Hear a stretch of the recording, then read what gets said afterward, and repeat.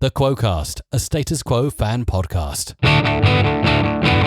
This is Jamie Dyer welcoming you to another edition of The Quo-Cast, and I'm joined by Andy Snowden from Callan FM in North Wales. Welcome to you. Tell me, how did you get into Status Quo?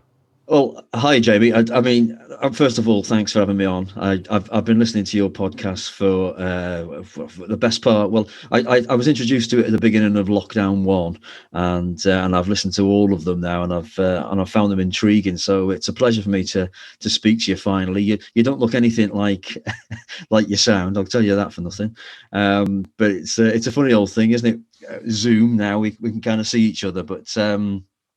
Yeah, but as far as Status Quo goes, I was thinking in the early 80s when I first went to high school, and it was around about a time when everybody seemed to like Status Quo. Status Quo were the go-to band. Everybody, I think they wouldn't admit that now because they seem like a kind of band that people laugh at for some bizarre reason. But at the time, everybody loved Status Quo. So around about 1981, I think I bought my first single, which was Don't Drive My Car and Lies. It was a kind of double header, that single. And then it was literally the 1982 Prince Charles gig at the NEC that it just blew me away. It kind of just hit me where I live. That it was everything about it. It wasn't just the music; it was the image, everything. I just thought they just spoke to me, and here we are, 40 years later, and I still love Status Quo. I wouldn't call myself a madhead, but I love it. I just love them.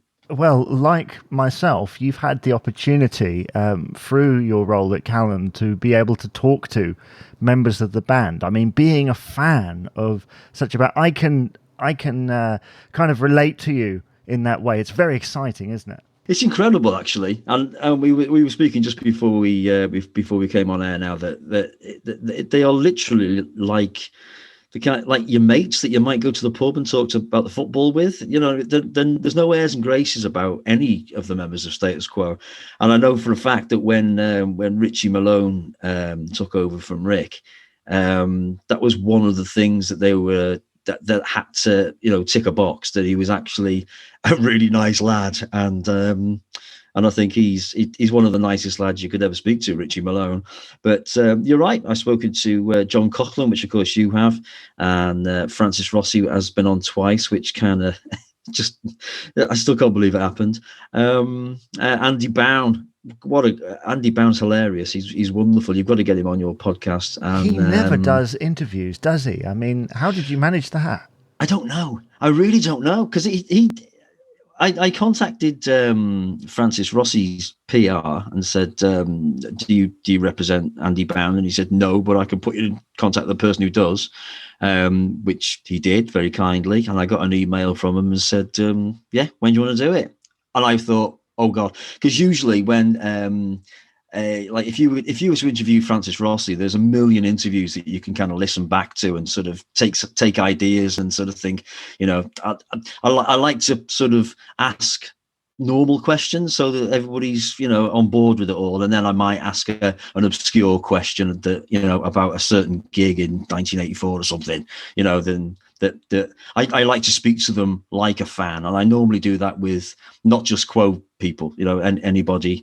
I had one of the guys from the Beautiful South on just before Christmas, and I was a fan of them as well. So it was kind of, I could speak to them like a fan. All the questions that you think you'd love to ask if you ever met them.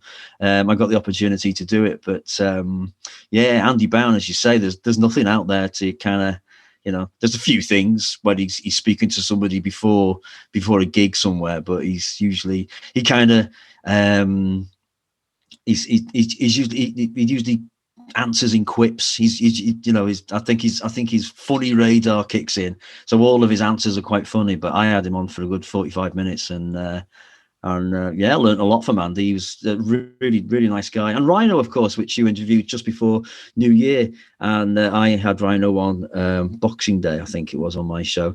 And we were both saying just before we came on again that he's just, he could, I mean, he gave you an hour and a half, he gave me 2 hours, and it was phenomenal.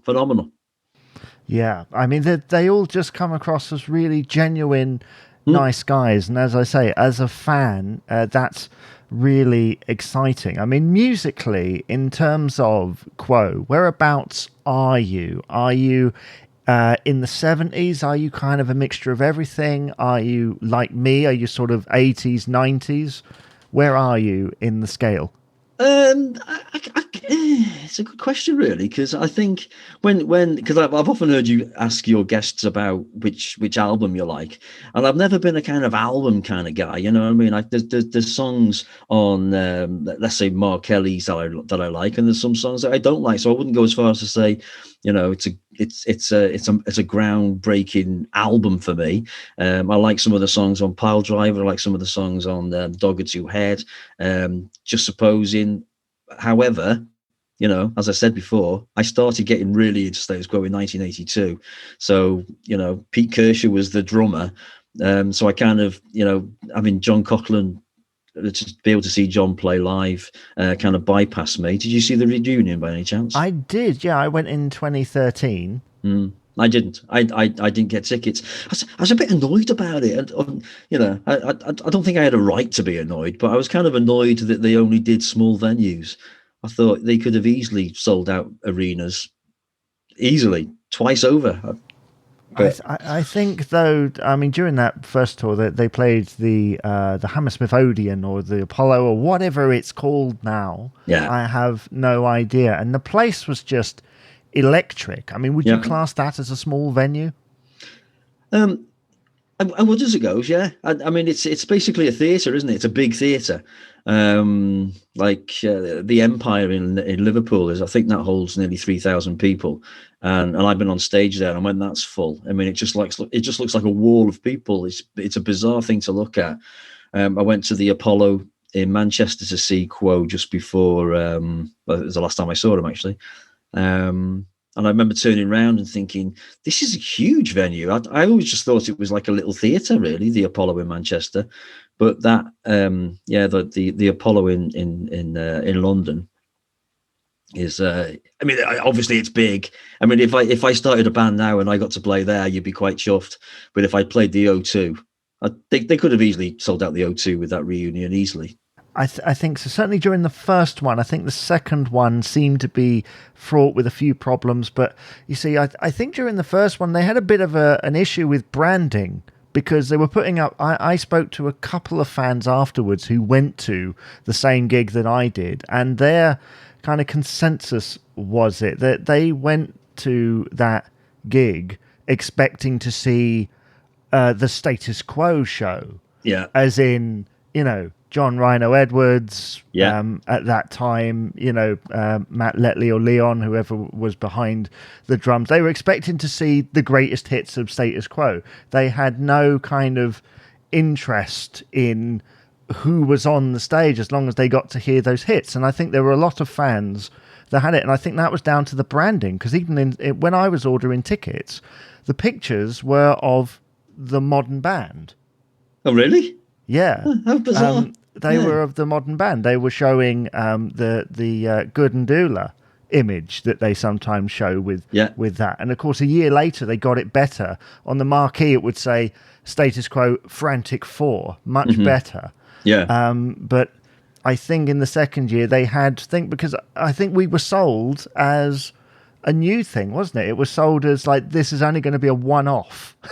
Yeah. And then the next year, they come back. Yeah. I got to be honest with you. I don't know what you felt, but I felt it wasn't. It didn't actually. It did its job because it had the four of them back together again, and everyone was chuffy about that, obviously. But when it came to if you were to compare that with as probably what your friends were thinking with the modern band, the new band, the Quo Light as people like to call them, that's a well-oiled band that.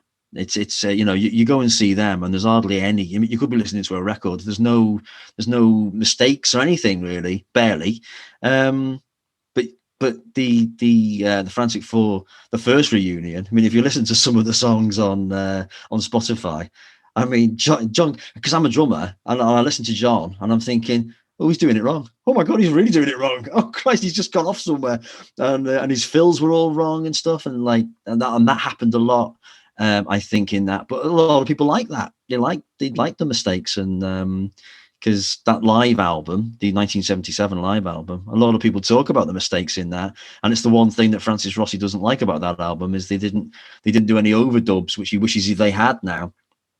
And but I mean, just say about the Prince's Trust concert, a lot of people they don't like that live album, but for me, that is the archetypal live album because it's clean. It sounds terrific to me, whereas the 1977 one sounds it doesn't sound like it's mixed well, and it sounds there's what I mean. It's just because there's other live albums from around that time that just sound astonishing, like the Live and Dangerous from Thin Lizzy and AC/DC from that same theatre in Glasgow, and they don't sound like that.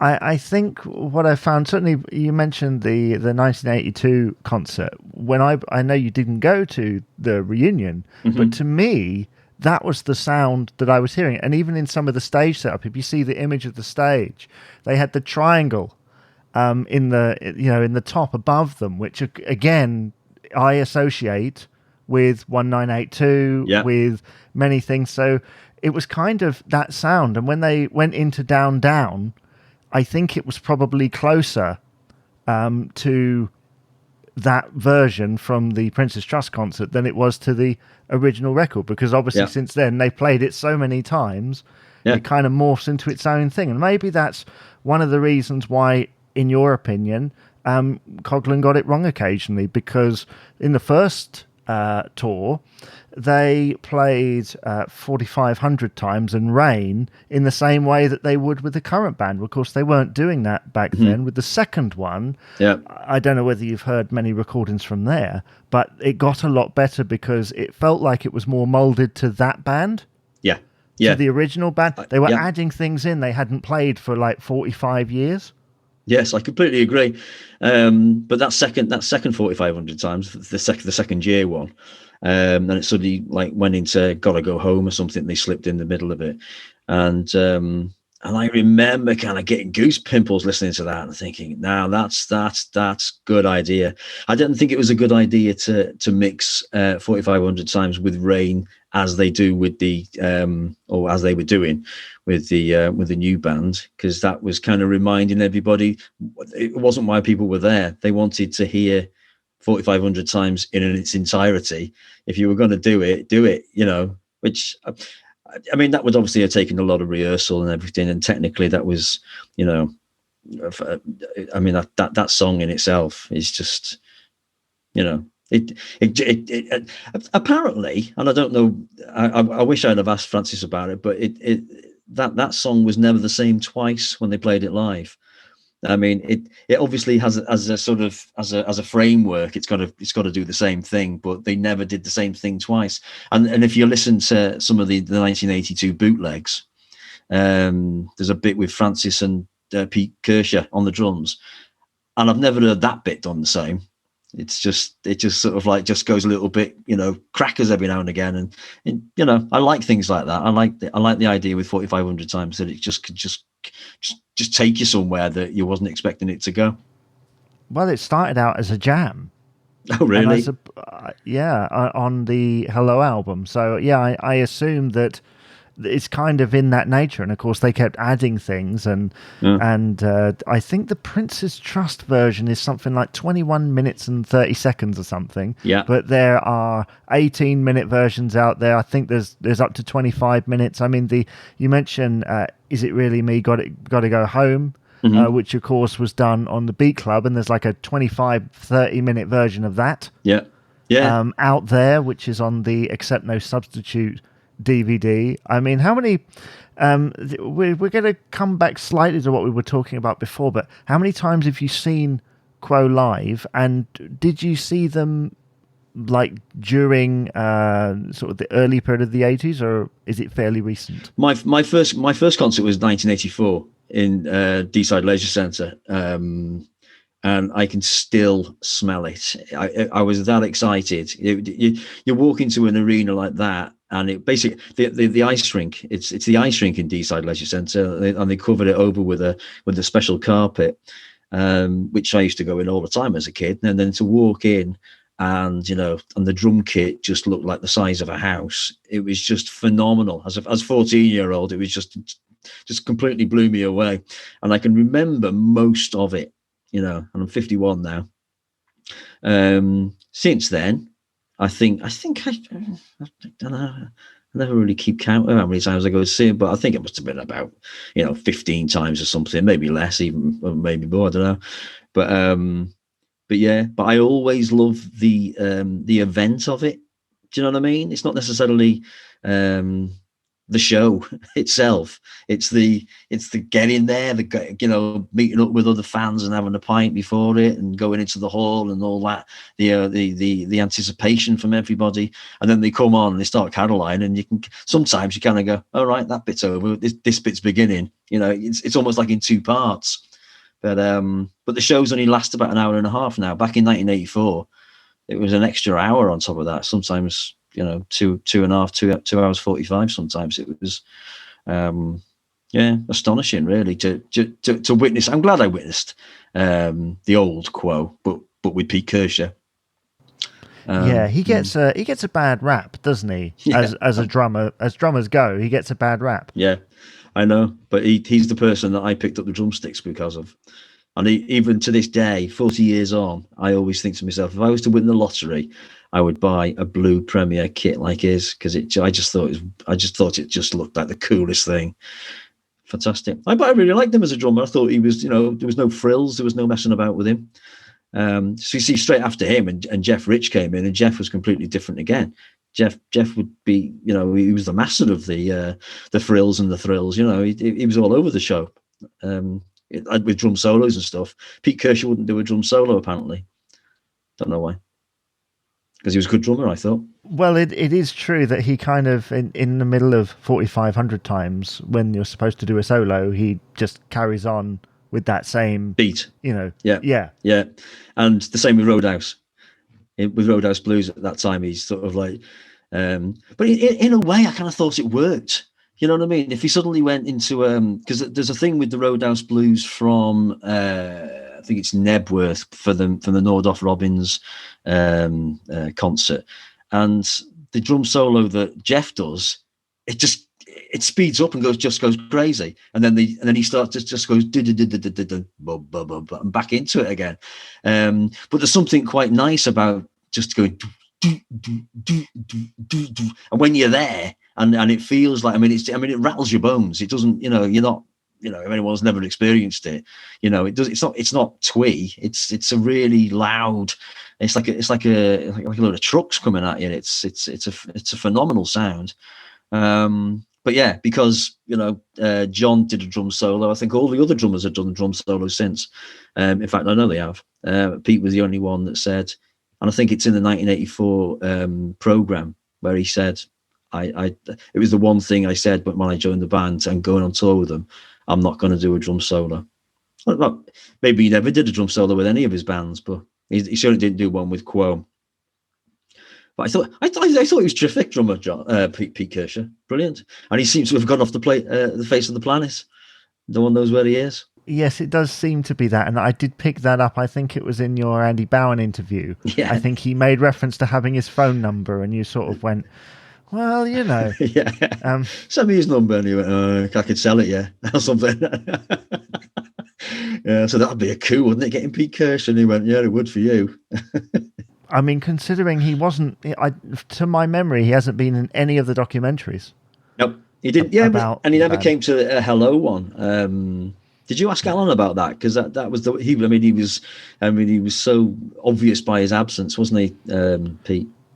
Well, he was, but he often gets... I don't think I asked Alan about that particular subject. I'd have to go back and listen. It was quite a while ago now. But the thing with Pete Kershaw is he gets forgotten because he's that period between John leaving and a new band sort of starting up, and that period is very underrated.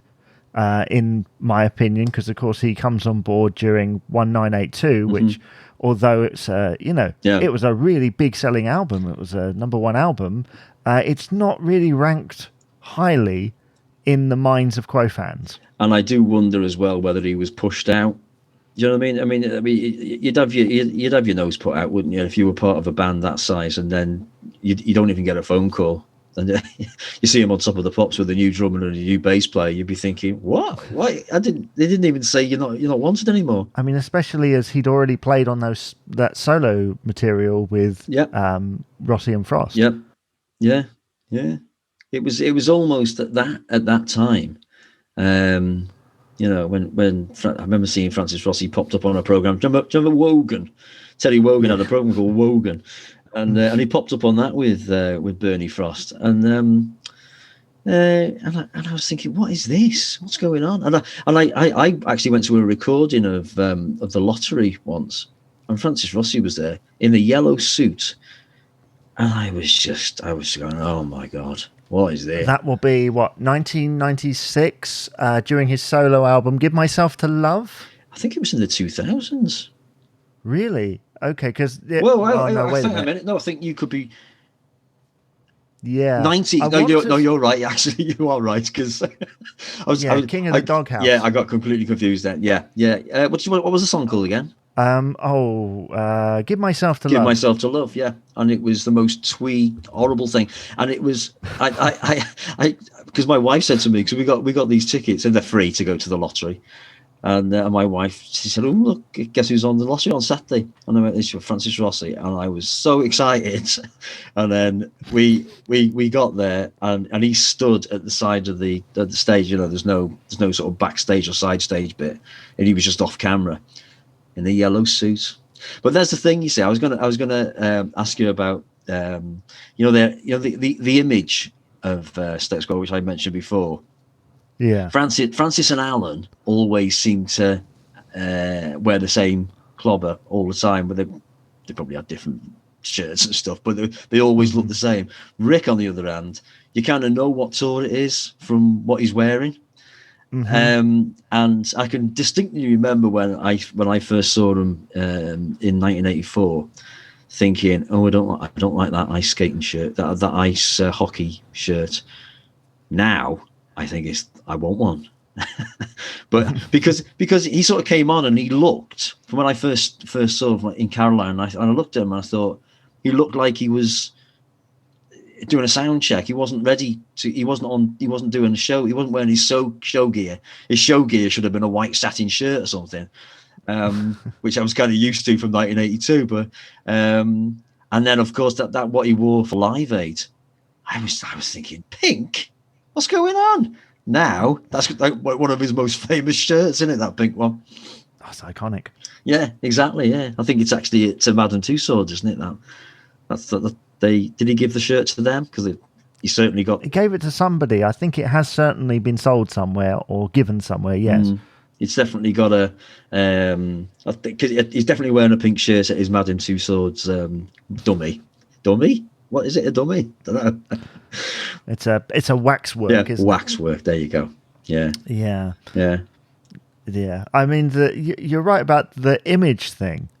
I mean, like you say, Francis in recent years, it was all about the ponytail and the waistcoat and everything. And it's sort of gone to one side. And I felt like, again, I know you didn't go to the Frantic Four tour, but it was like they turned back the clock. Yeah. Suddenly they're wearing like leather jackets and, it's a little bit more. At one point, Francis was growing a beard, which I'm not quite sure what the thinking was behind it, but it was either that he wasn't bothered or that he was trying to kind of mimic kind of the early 80s Francis look. I might be thinking way too much into this, but no, it was done for you don't go on stage with a beard unless you've done it intentionally.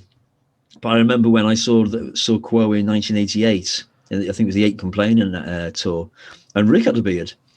And it was, he looks quite cool with a beard, Rick. But Francis, as you say, did look like he'd sort of gone, "Oh, sod it, I can't, I haven't got a beard. I've got a beard, I'll forget it, I'll do it anyway." But he reminded me of, there's a comedian called Simon is it Simon Hill or something? Simon Evans. Mm-hmm. Simon Evans. He looks like him. I mean, it's the spit of him. But you know, when they stopped wearing blue jeans and started wearing the black jeans, Mm-hmm. and were they wearing black jeans at the reunion? I think black trousers. Quite possibly. We're Possibly. going off on a tangent here, but there's just something, because it was one of the things that drew me to them, was they looked, and you know, the look was part of the draw for me. But yeah. I mean, I will. We have gone on a little bit of a tangent, but I'll take us back again. You mentioned the 1988 Ain't Complaining tour. Did you see them on that tour? Yes, 88. I went to the NEC, and it's the first time I'd seen Jeff, Rich, and Rhino. Which I've got to be honest with you, that whole time, it was. It was literally a new band. Everything about it was a new band, and Rhino was doing some sort of weird dance thing where he sort of like rocked from side to side with his knees up in the air, and I think there's nobody having a word, because and Jeff was wearing cycling shorts, and I was thinking, this isn't Status Quo, you know. But I mean, the sound that was coming off him was just brilliant. I mean, I really like Jeff as a drummer, and I've always been impressed with Rhino. I saw them in Llandudno once, and Rhino came on, and on the left hand side where he is on his what you call stage left, if you were on the stage. Everybody knows where he stands. Anyway, he just basically came to the front in the beginning of Caroline and shook hands with all the lads. There was like a wheelchair section at the front, and he just basically, like, as he was playing, was shaking hands with people. And I thought that's probably one of the coolest things I've ever seen. And I didn't mention it to him when I spoke to him, but it really was like, it's like, God, he's a cool individual. And I saw the video on YouTube. His daughter, May, she was getting a little bit cheesed off with everybody knocking him, and she was just saying, just leave him alone. He's a musician. It's his job. It's what he does. You know, he's not doing it to annoy anybody. He's doing it because that's how he makes his living. And I sent her a message on YouTube, and I told her about that. I said, I've got a lot of time for you, Dad, because he's got a lot of time for the fans, you know, as do all of them. But I mean, like Richie and Leon, and now, I mean, they're very big on social media as well. So they actually answer questions. If you ask them a question, they'll answer you. You know, it's not somebody pretending to be them, you know, as that sometimes can be the case. They've really fit into the world in which Quo created over the past, 50 plus years. I mean, it is amazing how much so, actually, because it must have been quite daunting for them. I mean, what was your kind of take when Richie joined? Obviously, because Rick was basically coming away from the public eye somewhat. Yeah, well, I was like everybody else when Rick had his heart attack, and you thought, oh God, this is it. And it was in that year as well when all the celebrities were dying, and you're thinking, please God, don't, that's just stay alive. You don't have to gig, because he was always going, I'll be back. And you saw him on the news and stuff, and he was just going, I'm just having a rest. So it was always, they had Freddie in, didn't they? Rhino's son. They had Freddie in for a bit, and then they brought in Richie, who you've seen the video, I presume, of Richie playing with Rick when Richie's about 19 or something, and he looks so young and fresh faced, and I thought, I wonder if that's the guy, because that'd be really weird if it was. And then when I found out it was, I was so thrilled for him, because I thought, what a thing, what a story. That story is just off the scale, and I love the story. I love, anything like that, for his dad to be a fan, and when he's born, he's named him after Rick Parfitt. Then he goes to all the concerts and learns how to play the guitar like him. And now, God, he's playing in his spot on the stage. The story is, it's a film waiting to be written, in it, or it's a film that's already been written, I think. But yeah, so I was quite thrilled for him, and I was I contacted him and said, do you want to come on my show and talk about it? And which he said, yeah, no problem. So we did. Then about a year later, he said, do you want me to come on again? And I said, yes, I do. So he's been on 3 times, Richie, and he's such a nice lad, really kind of just normal lad who is and I think if anybody's knocking him, they're just basically knocking him because he's not Rick. It's not because he's not very good, because he's amazing, actually. He's more than proven it in many different ways. Just as an aside here, because you've had a lot of Quo people on your show, on Callan, and is that an okay term, by the way? Do people call it Callan, or is it Callan FM? Well, either or. I don't think anybody's, no one's going to write in. Cool. Well, I was going to ask really, like, I know how the hierarchy at these places work.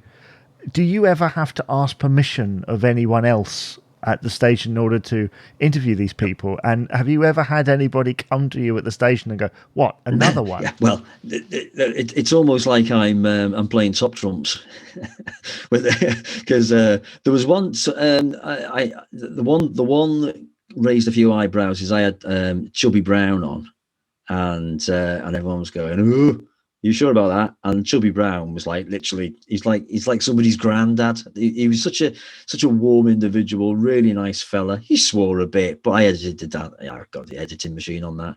And John Lydon as well. They 2 people who you would expect to be a little bit raucous. They were actually really, really nice people. But nobody ever says don't have, don't have, guests on with the caliber of Status Quo. No one's ever said that to me now. It might have seemed like a silly question, but I just thought, normally when interviews are done, they're done with Francis Rossi, and that's about it. You've had Francis Rossi on, what, twice? Yep. Yeah. Twice. But of course, I remember seeing a Twitter post a few years ago when they appeared on Daybreak or whatever it was called during that infamous Rock and Roll and You incident.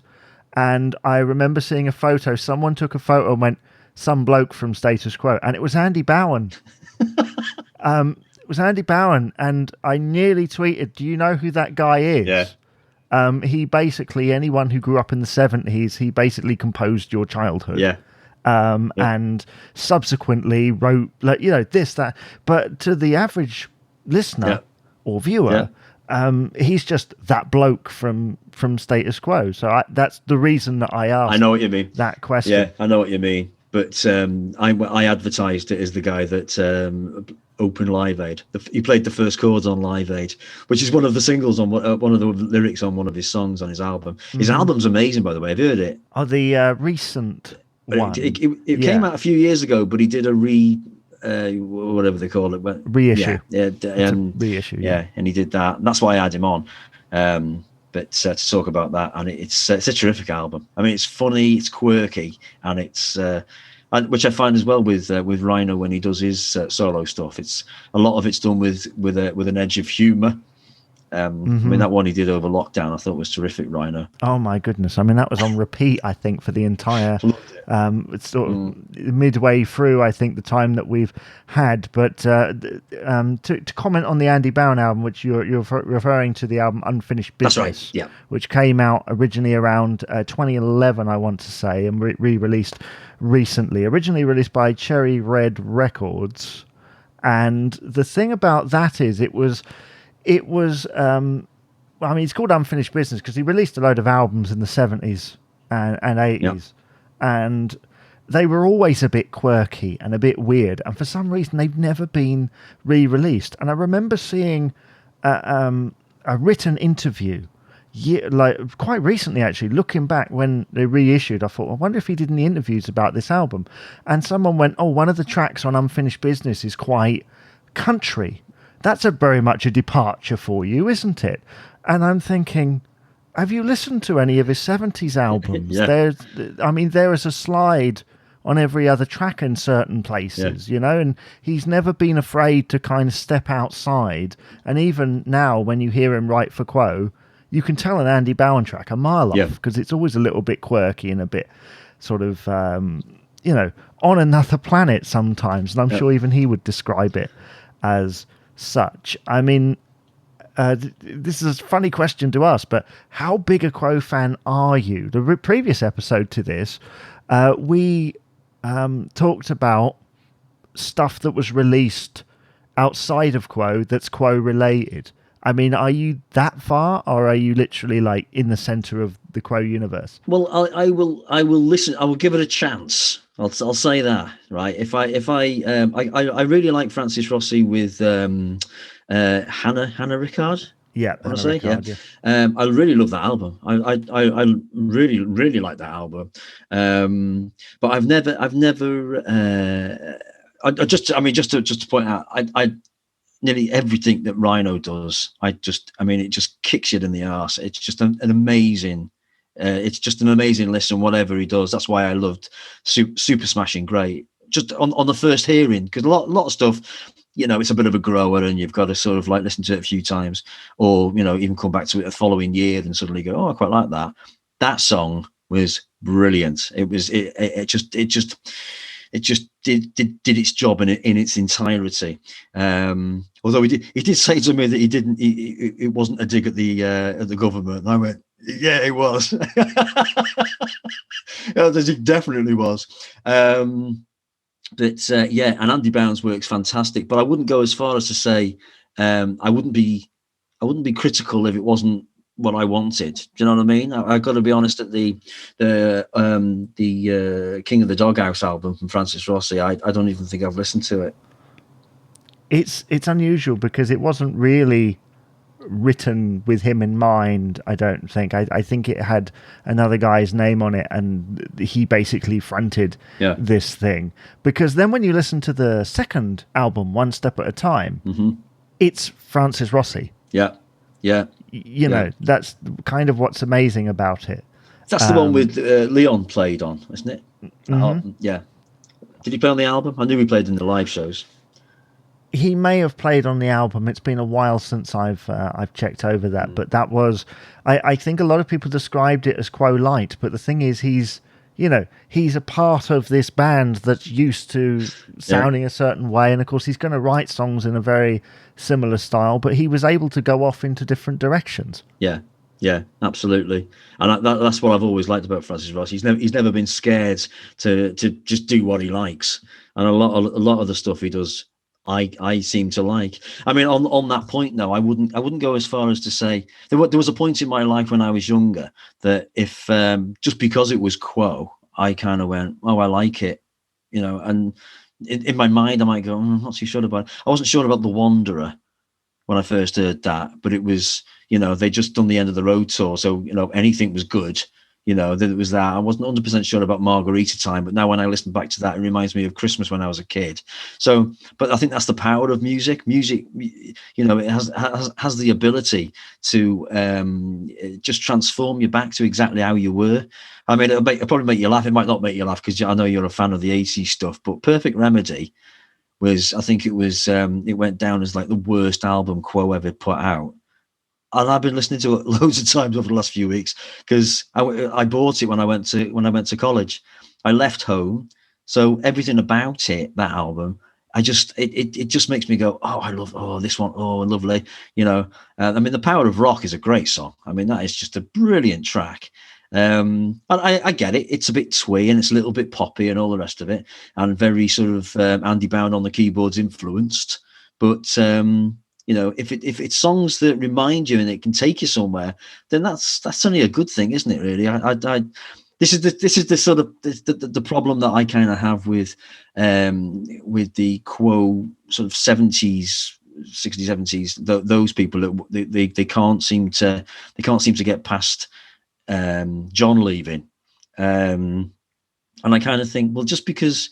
You went to. They seem to think, and I hope I'm not speaking out of turn, but they seem to think that because they like the band then, and they went to the Birmingham Town Hall to see them when there was only 400 people there, and I was at that gig, so therefore my point of view is more valid than anybody else's. I find that a little bit kind of.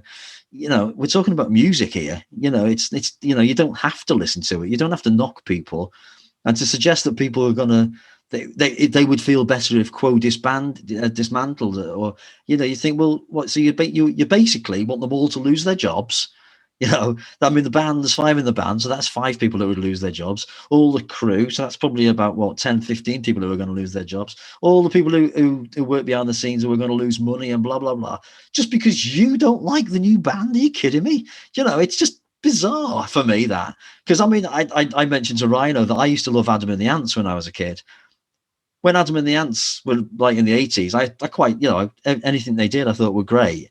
But then when he started up again with a new band, I didn't go, no, sorry, this isn't for me. So can you stop? I wouldn't have dreamt that. I wouldn't have dreamt saying it to anybody, let alone a band that they seemingly once loved. I find that bizarre.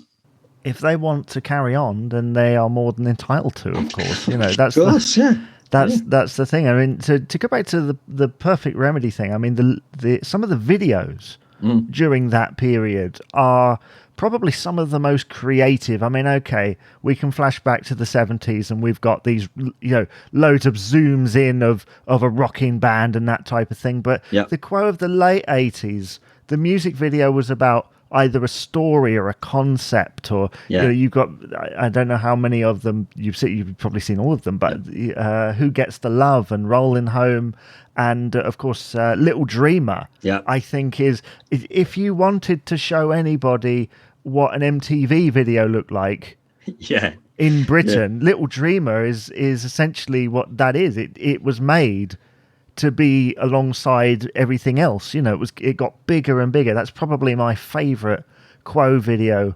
of all time, because it's a rock band but in a pop mold. They were just going with the times. And this is the thing, even when you listen to some of the members who aren't with them anymore, who went off to do other things, they didn't it didn't stop them sounding like the 80s. No, I know, but Status Quo, just on that point, that they've never been the archetypal video band, have they? I mean, let's be honest. I mean, if you buy that DVD with all the videos on, I mean, the early stuff, it's just a bit lazy, really. I mean, they looked like they were in the studio rehearsing for something. They've gone, oh, we'll make a video while we're here. And then kind of in the 80s, when I think.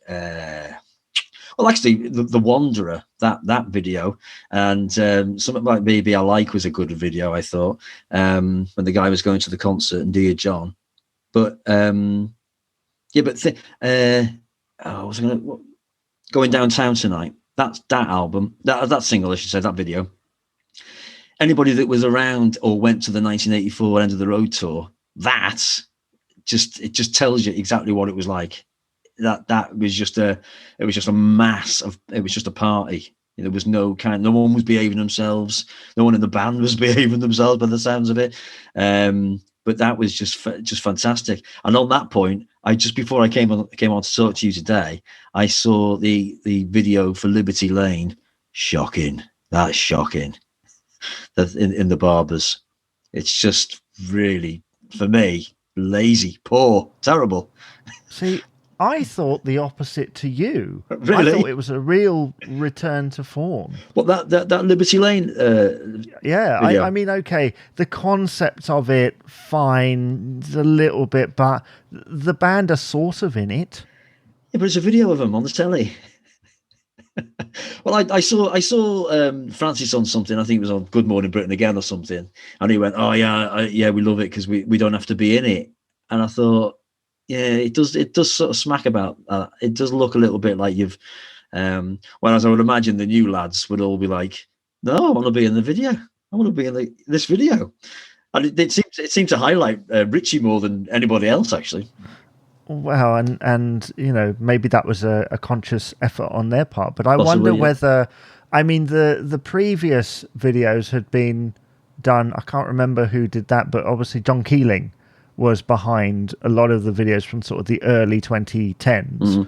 The likes of Rock and Roll and You and Two-Way Traffic, etc. Yeah. A lot of those are very much a band in a studio, Rick's in them. It's kind of playing on that image that they've created. I wonder whether the idea behind Liberty Lane was, and I get this from the beginning of Backbone. I don't know about your thoughts on it, but it's almost like it's like a new band. It's like selling a new band in some cases. That's kind of the vibe I get. Certainly with Waiting for a Woman on the Backbone album, where people come in one by one. It's like it's like the first track of a debut album type thing, Yeah, I completely agree with you. And that's the interesting thing, actually. If you look back in hindsight at of the history of Status Quo, and most things are kind of done for a reason. A lot like the business with the with the Don't Stop album, that period. And you I remember at the time kind of going, I feel a bit cold about this. I don't know how I feel about it. I think I was at the time when I was liking everything Quo did regardless. And even if I didn't like something, I didn't let myself admit it, and then when you look back, and then when you hear Francis Rossi saying it was the most depressing time, but I thought there was quite a lot of stuff on the Don't Stop album that I really liked. I think they over-egged the pudding with it a little bit. I've got to be honest. The other albums that followed in the same vein, along with that anniversary waltz thing that they did, I was just left a bit cold by it. I kind of enjoyed it, but because again, and I heard you talking about this on your podcast with somebody, that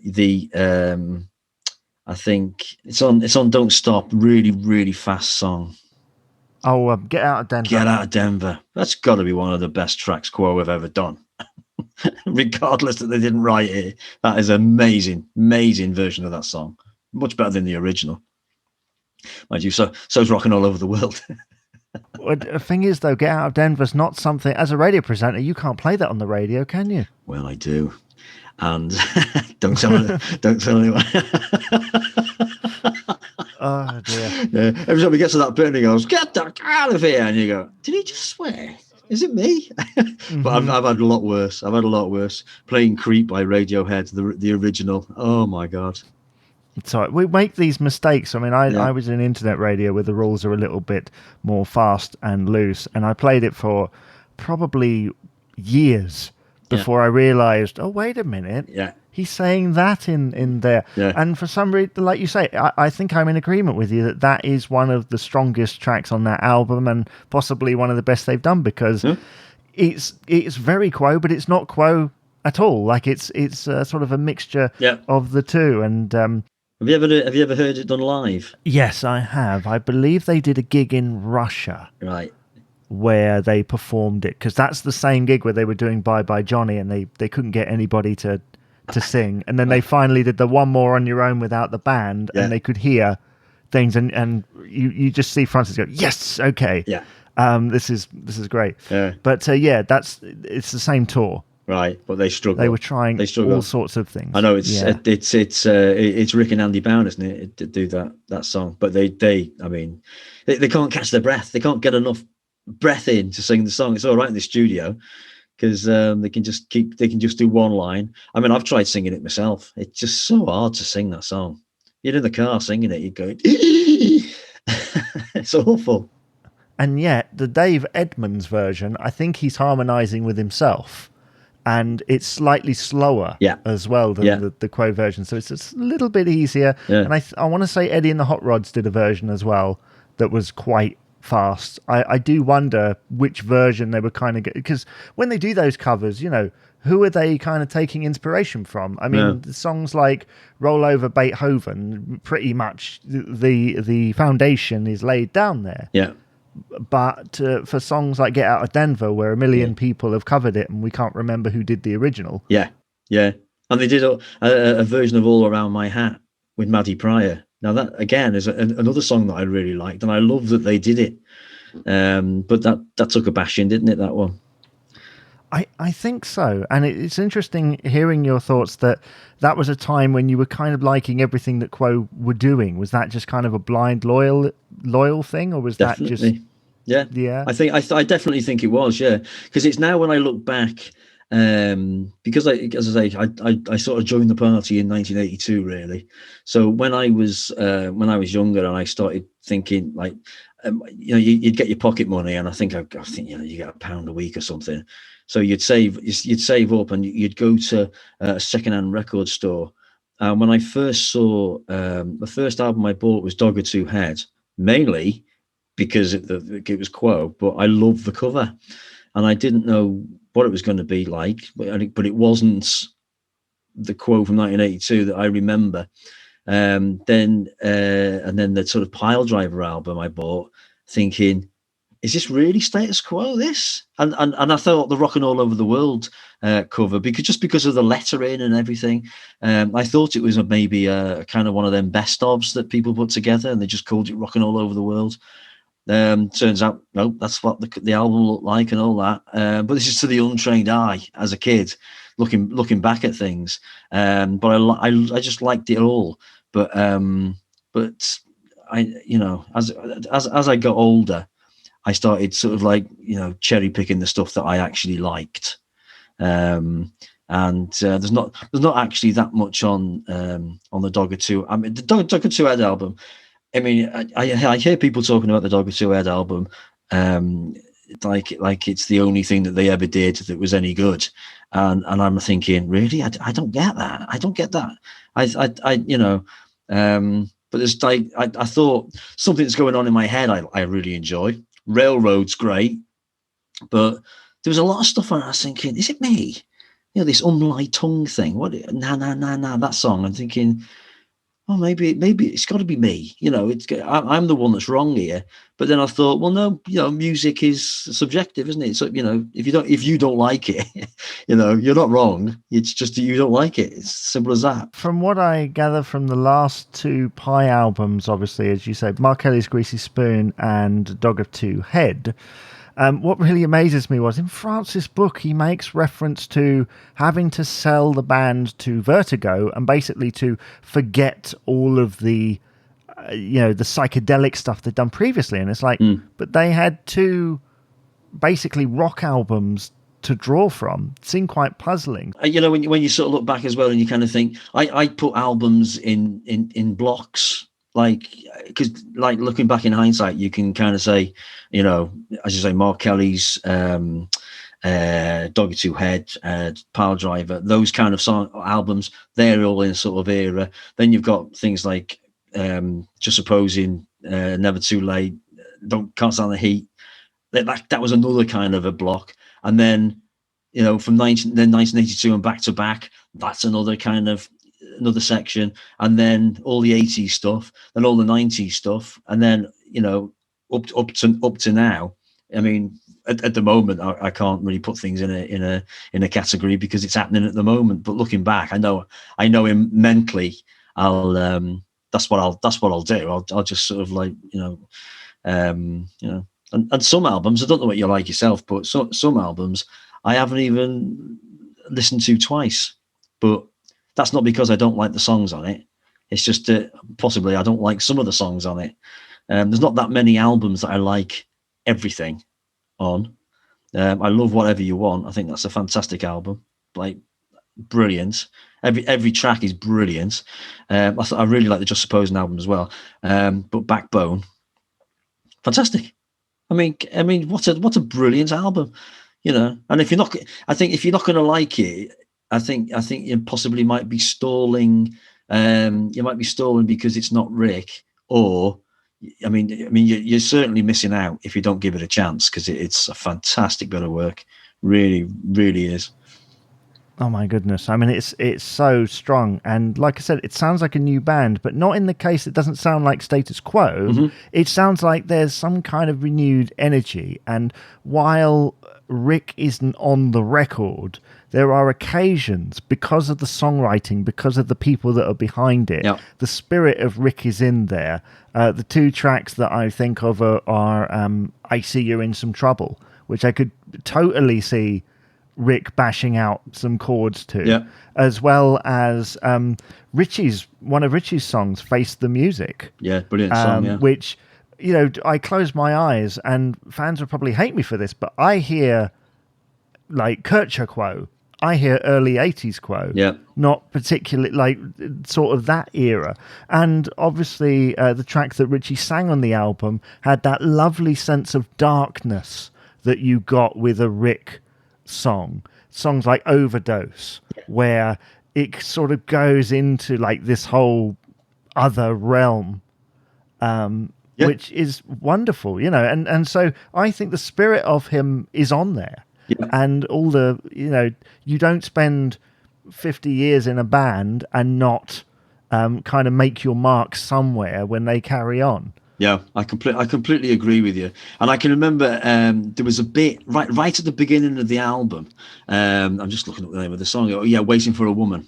The first track on that album, when I first heard it, and I thought to myself, ooh, that's interesting. It's interesting that they started with that.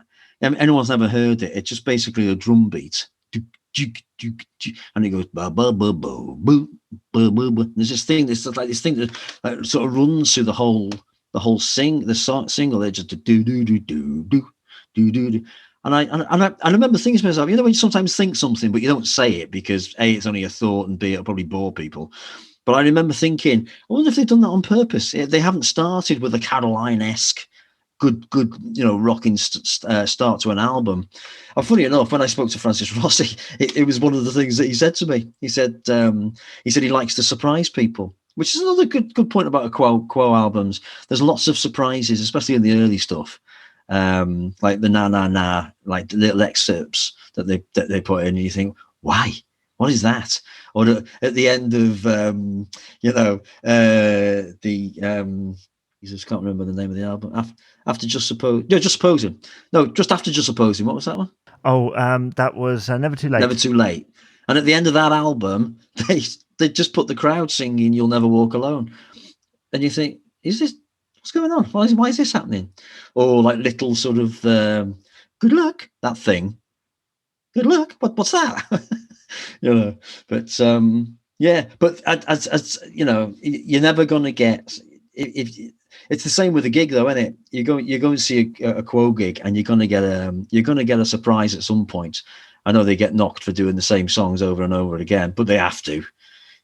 Like for your friends who went to the reunion show, they can't not do "Rockin' All Over the World" or "Whatever You Want" or "Hold You Back" or all of those songs. They can't not. I mean, there'd be a riot if they didn't do "Down Down," but every now and again they'll slip something in, and you'll go, "Ooh, here we are." I took my son to see the Pictures Out tour, and they did, for the first time I'd ever heard, Pictures of Matchstick Men. And I just looked at him and I thought, you lucky bugger. This is a real touch. This you're seeing the band. This is the history. This is the history song. This one, and they're doing it live in front of you. And he had no idea. He didn't care. He was just, this is good. I was going, they're doing Matchstick Men live. This is amazing.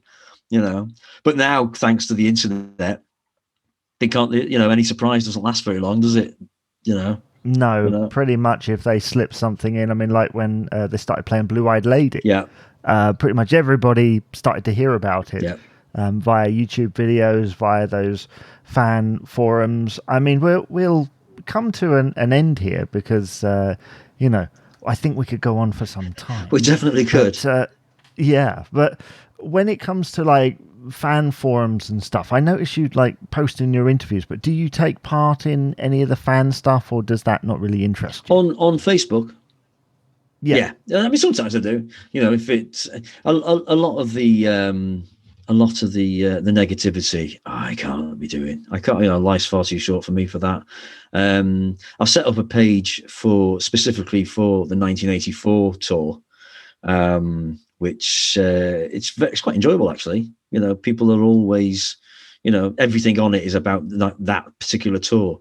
There's another page that I really enjoy. It's like a merchandise one. Have you seen that? Have you seen that page? And some of the stuff people own, Jesus, I thought I was a bit weird.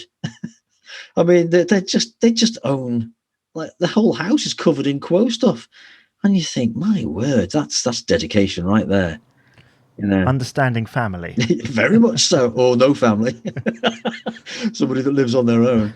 But it kind of impresses me, all that, because that takes a lot of work to have all these photographs, and most of them are signed as well, so they will have met the band constantly, over and over and over again, and they'll stick it in a frame and stick it on their wall. Or I saw one the other day; they were going all the way up all the way up their stairs, and that really does impress me. That, but I mean, I never get into any arguments with anybody, and I always like people. People always seem to be very nice about the interviews that I do. I don't know why. I don't think it's because of me. I've got to be honest. But they always seem to be, they always seem to say nice things about that. So that's always nice to read. But I never. I saw a page like a page that wasn't on Facebook, and did it get closed down? That Quo forum thing. I want to say that there are some Quo forums around. But you have to sign up to it, don't you, and stuff, which I can't be doing. I don't know how to, is what I'm trying to say. And lots of arguments break out on those kind of things. I was talking to Rhino about it, and he's just like, what's the matter with them? It kind of irritates them all, because everything's a lie. And it's almost like in the same sort of vein as this thing with Harry and Meghan at the minute, and you're thinking, people are basically believing stuff because they've been told it. It's just it must be so irritating to be in a band or anything like that, and to just read lies about you. I just don't. I don't know how you'd manage with that, but they seem to do it all right. Not a problem. Well, they do a fantastic job, and I'd like to wish you the best of luck with trying to obtain more interviews. But it sounds like from the other guests that you mentioned, that is not a problem for you, which is fantastic. Yeah, they are very very cool. I mean, very, very cool. Very, very good. I think Leon's the only one that we haven't had on yet. So Leon, if you're listening, you're next. You're on the hit list, son. But Jamie, before you go, I was listening to I think your last. It was either your last podcast before you broke for your break, and you were talking about you were sorting out all your CDs, and you said you didn't have Dog or Two Head, and you didn't have 1982 on CD. Well, I've dug out my Dog or Two Head CD, and if you still haven't got it, I'd like to send you that. You can have that. That's very kind of you. Thank you. Go in your collection. It's the remastered one. It's the remastered one with all the bonus tracks on it. But I got to be honest, I don't really listen to CDs anymore. I'm more of a Spotify guy. Everything's out there, isn't it, if you get it. But if you collect stuff, I think you'd appreciate that more than I would. So, definitely, thank you. Email me somewhere to send it to. Thank you very much. That's very kind of you. That's cool. Very kind of you. That's fantastic. Because that's one of those elusive albums, really hard to get hold of at times. A little bit like the early psychedelic stuff, really hard to get hold of those albums. So you end up taking to Spotify. Yeah, you do. And Spotify is because I've got that album on Dog 2 Head. I've got it on vinyl. Not that I'm a vinyl collector, but I thought one day I went into a record dealership near me, and they were selling all these albums for £1 each, and I thought, well, I can't leave it there for that price, even if it's a bit scratched, I'm having it, But do you know the From the Makers of thing? I thought, well, I'll collect all of them, and then I'll leave it at that, because I'm not one for buying vinyl. The new vinyl stuff that doesn't interest me, but I'm quite happy listening to it on Spotify or on a CD. But I don't blame you. I picked up a load of the albums about 15 years ago, I think 20 years ago now, and they were like 50p each because nobody wanted them at that particular time. I think my copies of Hello and Blue for You are they're worn out. Basically, they've been on all sorts of needles, and they're tired. Basically, they still sound good, but they're tired, which is not really a perk of having vinyl, the fact that they wear out, but CDs do as well, don't they? So Spotify is the way forward here, and I think it's the way most people tend to listen to their music. Once again, thank you for that. And I would like to make an observation here that I can tell that he's an interviewer, because I'm not sure, not many guests normally, when guests come back, I've had this recently, some people have gone, so what do you think about that, Jamie? And I'm absolutely flummoxed. I have no idea whatsoever what to say. But with Andy here, I could tell that you're used to talking to people, and it's kind of a back and forth in that interviewee style. And that's not a knock on any of the other guys that I've interviewed. That's just, I can tell, because some of your phrasing is very much on this. I'm not sure who was interviewing who there, but thank you. Well, I appreciate that. It's brilliant. It's been lovely, this, mate. Thank you ever so much for having me on. And as I say, I've listened to all of your podcasts, and you got to get them out there. If you're only getting 100 people listening to it, man, you can easily make that. You can easily triple that. Just get them on. Have you got a Facebook page? You have, haven't you? Yeah, there is a Facebook page. There's also a Twitter page. I can do this now, @CastQuo on Twitter. And also the email address is quocast@outlook.com. That's quocast@outlook.com. I haven't quite stretched to Discord, which is the thing at the moment. I'm not sure the Quo fandom are quite ready for Discord. But there is a Facebook page. Have you got a Facebook page that's for your radio stuff? Yeah, mine is Andy Snowden at calonfm.com. No, at Calon. Hang on a minute. That's the website. And Andy Snowden at Calon FM. It's the Stage and Screen Show, Calon FM. I haven't said it for a while. Yeah, there you are. Marvelous. Excellent. Well, thank you for joining us, Andy, and all the best. Cheers, buddy. You take care.